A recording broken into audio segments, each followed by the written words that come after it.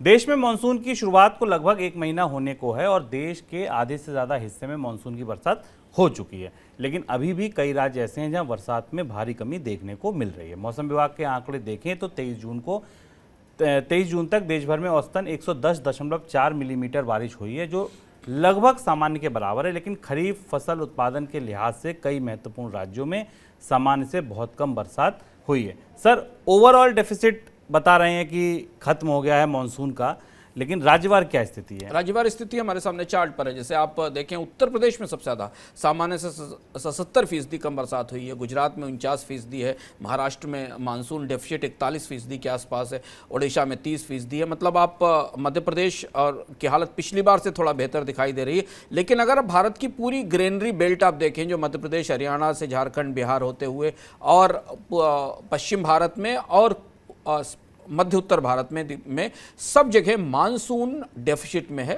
सामान्य से कमजोर और खराब है। तो ओवरऑल अगर आप देखें तो मानसून रिकवर कर गया है, करीब 5% या 4% का डेफिसिट है।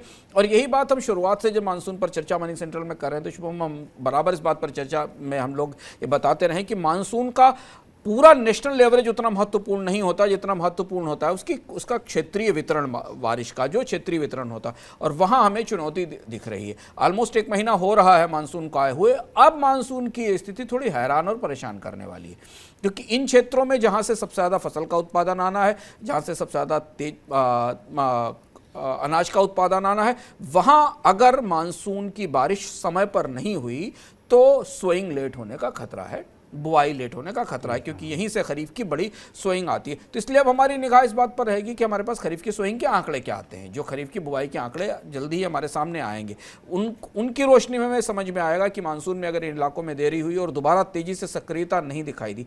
पिछले साल भी हमने ऐसी स्थिति देखी थी जब एक पीरियड के लिए कई इलाकों में मानसून डिले हुआ था या मानसून की बारिश कम हुई थी। तो मानसून का स्वभाव थोड़ा सा पशोपेश और असमंजस पैदा करने वाला है।